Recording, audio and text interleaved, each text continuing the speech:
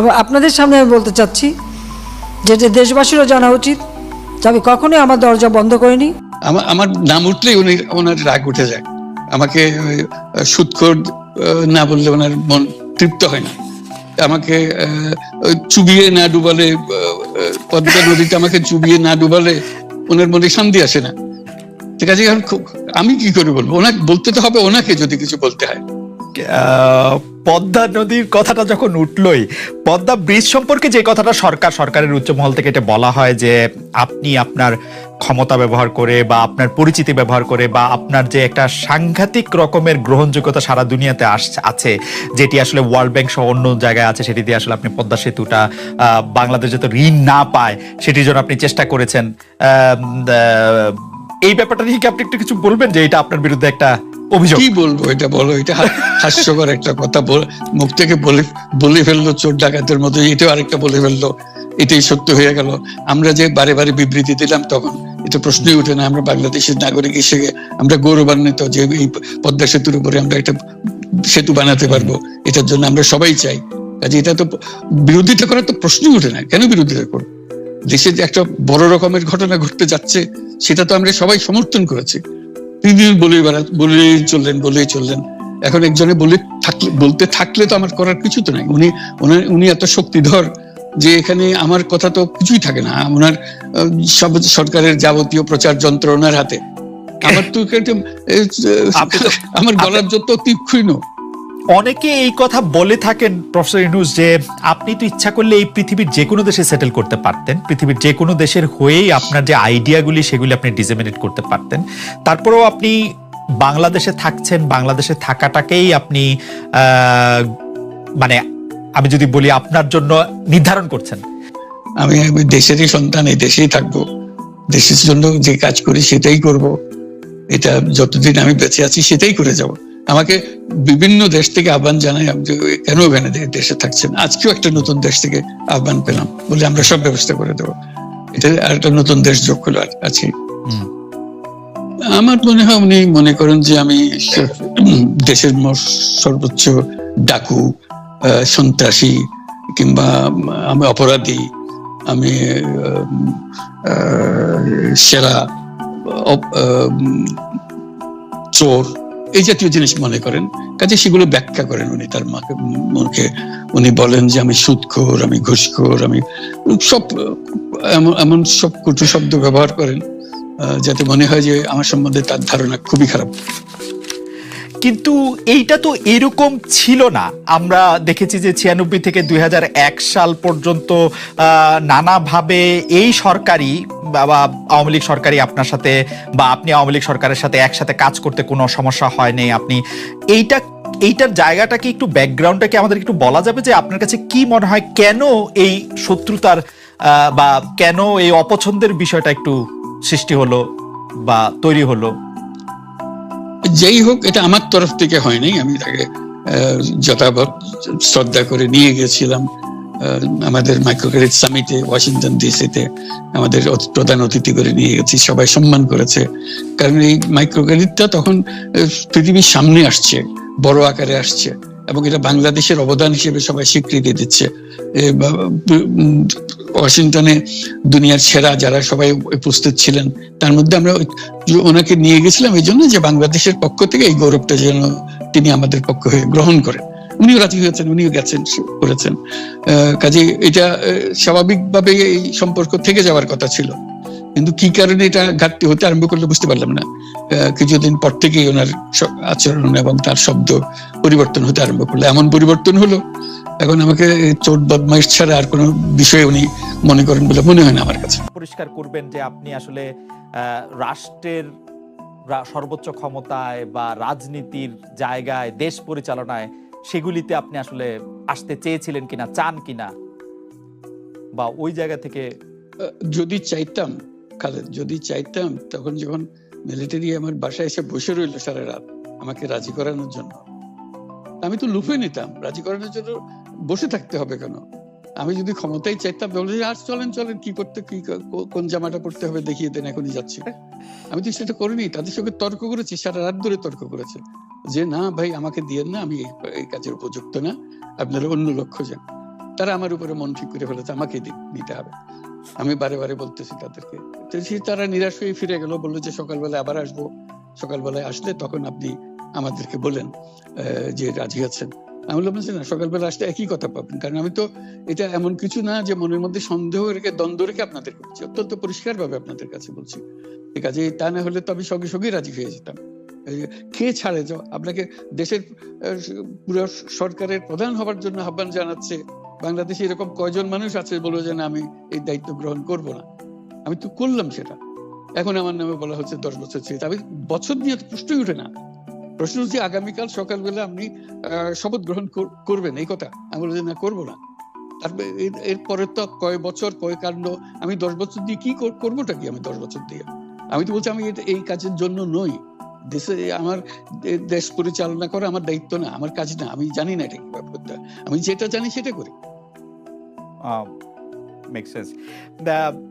আপনার মেয়ে মনিকা ইউনুস সম্প্রতি একটি সাক্ষাৎকার দিয়েছেন সিএনএনে, সেখানে আমি তাকে একটু যদি অনুবাদ করি তাহলে সেরকম পড়তে পারবো, যে আমি তাকে উদ্ধৃত করছি যে কোনো এক সময় প্রধানমন্ত্রী শেখ হাসিনা ও ডক্টর ইউনুস একসঙ্গে কাজ করেছেন।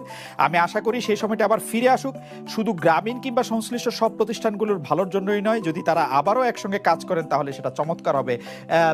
এই মনিকা ইউনুসের এই আশা কি আপনারও মানে একই রকম আশা কিনা, যে প্রধানমন্ত্রী শেখ হাসিনা এবং ডক্টর ইউনুস একসঙ্গে কাজ করলে আরো কিছু চমৎকার কাজ হবে, বা এটা আপনি আশা করছেন এরকম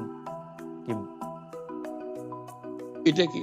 এটা কি এখন আমার জন্য করা যাচ্ছে না যে আমি নারাজ, যে করতে চাই না? তুমি ভাবখানা এমন করছো যেন আমি আপত্তি করছি, আমি কাজ করতে চাই না। আমাকেও যে বললাম জোর বদমাইশ করে রেখেছে, সেখানে কাজ করার তো কথাই উঠছে না।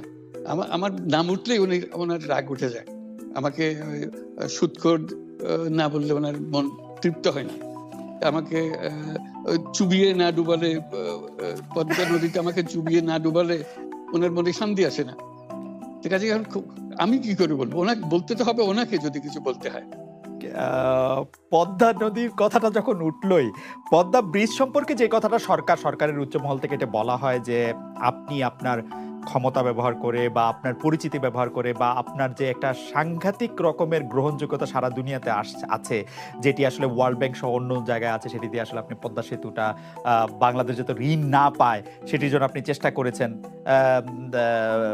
এই ব্যাপারটা নিয়ে কি আপনি একটু কিছু বলবেন, যে এটা আপনার বিরুদ্ধে একটা অভিযোগ? কি বলবো, এটা বলো, এটা হাস্যকর একটা কথা মুখ থেকে বলে ফেললো চোর ডাকাতের মতো, এটাও আরেকটা বলে ফেললো, এটাই সত্য হয়ে গেল।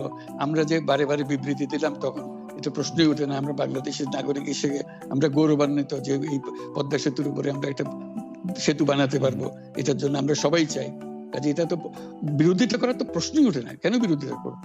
দেশে যে একটা বড় রকমের ঘটনা ঘটতে যাচ্ছে সেটা তো আমরা সবাই সমর্থন করেছি। বলেই চললেন। এখন একজনে বলতে থাকলে তো আমার করার কিছু তো নাই। উনি এত শক্তিধর যে এখানে আমার কথা তো কিছুই থাকে না। ওনার সরকারের যাবতীয় প্রচার যন্ত্র ওনার হাতে। আমার তো আমার গলার যত তীক্ষ্ণ। আপনি তো কথা বলেন না, বললে তো নিশ্চয়ই আপনার সাথে না। একটি প্রশ্ন আসছে যে পদ্মা সেতুর যখন উদ্বোধন করা হবে তখন কি আপনাকে নিমন্ত্রণ জানানো হয়েছিল? মানে রাষ্ট্রের পক্ষ থেকে এরকম বলা হয়েছিল যে আপনাকেও নিমন্ত্রণ জানানো হবে, বা আপনি মনে আছে কিনা? মনে পড়ে না এরকম করছে। আচ্ছা, আমি একটু যে বিষয়টি নিয়ে আপনি আসলে শুরু করেছিলেন যে আপনার প্রতিষ্ঠান জবরদখল করা নিয়ে, সেই জায়গাটার মধ্যে একটু আসি। আমাদের যে আন্ডারস্ট্যান্ডিং, সেই আন্ডারস্ট্যান্ডিংটা হচ্ছে এরকম, আপনার হাত দিয়ে যখন গ্রামীণ টেলিকমের প্রতিষ্ঠা হয় তখন এর আয় থেকে আপনি গ্রামীণ ব্যাংকের সদস্যদের জন্য ব্যয় করার কথা বলেছিলেন বা ভেবেছিলেন। আপনি গ্রামীণ ব্যাংক থেকে চলে আসার সময় বা ওই আগে পরে আমরা দেখেছি যে সে আর্টিকেল অফ অ্যাসোসিয়েশনটা আসলে ওই একই রকম নাই, বদলানো হয়েছে। তো গ্রামীণ ব্যাংকের বা গ্রামীণ টেলিকমের এই বেনিফিশিয়ারি থেকে গ্রামীণ ব্যাংকের সদস্যদের আসলে বাদ কেন দেওয়া হয়েছে? মানে এইটার পিছনে কারণ কি? এখন গ্রামীণ টেলিকমের যে লভ্যাংশ তা কোন খাতে আসলে ব্যয় করা হয়, বা মানে যে আয়টা মুনাফা সেটি আসলে কিভাবে ব্যয় করা হয়? গ্রামীণ টেলিকম একটা স্বতন্ত্র প্রতিষ্ঠান। এটা কোম্পানিজ আইনের 28 সেকশন 28 দ্বারা সৃষ্ট। তার অর্থ হলো যে এটাকে আইনের ভাষায় বলে non dividend company guaranteed by limited by guarantee. কাজে এটার কোনো মালিক নাই। কাজেই মালিক যেহেতু নাই, এটা তার নিজের নিয়মে যারা গ্যারান্টি দিয়েছে, যারা গ্যারান্টির পরিমাণও খুব সীমিত, লিমিটেড বাই গ্যারান্টি, এটা 1000 টাকা। মানে যদি যত তোলপার হয়েও যায় কোম্পানিতে, বহু পাওনা থেকেও যায় লোকজনের, যারা এটার পরিচালনা পরিষদে আছে তাদের দায়িত্ব হবে 1000 টাকা পর্যন্ত, এর দায়ী থাকবে 1000 টাকা পর্যন্ত, এর বেশি তার দায়িত্ব থাকবে না। কাজে এত সহজ সরল একটা জিনিস। তো সেটাই হলো গ্রামীণ টেলিকম। গ্রামীণ টেলিকম তখন একবার বলেছিল যে তাদেরকে কিছু কিছু সহায়তা দেবে এটা অর্জনের কাছ থেকে। এটা তাদের নিজস্ব সিদ্ধান্ত, এটা কারো চাপারও সিদ্ধান্ত না। সেই সিদ্ধান্ত অনুসারে সেই সমস্ত যে পরিমাণ টাকা তারা বলেছিল দেবে, এখানে দিয়ে যাচ্ছে। এই পর্যন্ত 500 কোটি টাকার উপরে দেওয়া হয়েছে এই সাহায্য সহায়তা থেকে। কাজে ওইটা যে আমরা বা গ্রামীণ টেলিকম এটার থেকে পৃথক হয়ে গেছে, তার যে কথা দিয়েছিল, কথা পুরো, এটা একটা কথা দিয়েছিল, এটা পূরণ করছে না, এটা আইনগত কোনো যে আইনি বাধ্য হতে আমাদের দিতে বাধ্য হবেন এরকম কিছু ছিল না। কাজে এই ধরনের বিষয়টা এই টেলিকমের বিষয়ে বলা। গ্রামীণ ব্যাংকের আপনি যখন মানে গ্রামীণ টেলিকমটা আপনি প্রতিষ্ঠা করেন, সেই সময়ে গ্রামীণ টেলিকমের সাথে গ্রামীণ ব্যাংকের সম্পর্কের যে বিধিমালা, সেই বিধি কি আপনি যখন চলে এসেছেন গ্রামীণ ব্যাংক থেকে সেটি পরিবর্তন করা হয়েছিল? তো সেই পরিবর্তনটি মানে পরিবর্তনটির জায়গাটা যদি আমাদের একটু পরিষ্কার করতেন। পরিবর্তন ছিল যে আগে এটা নমিনেট করতে পারতো গ্রামীণ ব্যাংক, চেয়ারম্যান পদের জন্য একজন লোক নমিনেট করতে পারতো। আমরা যেহেতু গ্রামীণ ব্যাংক থেকে আমাদেরকে সরিয়ে দেওয়া হয়েছে, তখন আমরা মনে করলাম যে এটা রাখার আর দরকার নাই। গ্রামীণ টেলিকম থেকে সেই পদটা আমরা পরিষ্কার করে দিয়েছি, যেমন এটা আর দরকার নাই। এইটুকুই পরিবর্তন হয়েছে। এটা ন্যায়সঙ্গতভাবে পরিবর্তন করার ধারা অনুযায়ী যা যা করতে হয় সেটা করা হয়েছে। এতে তার ইচ্ছা বা তার কর্তব্য, তার করণীয় যে অবজেক্টিভস আছে, কোথাও পরিবর্তন হয় নাই।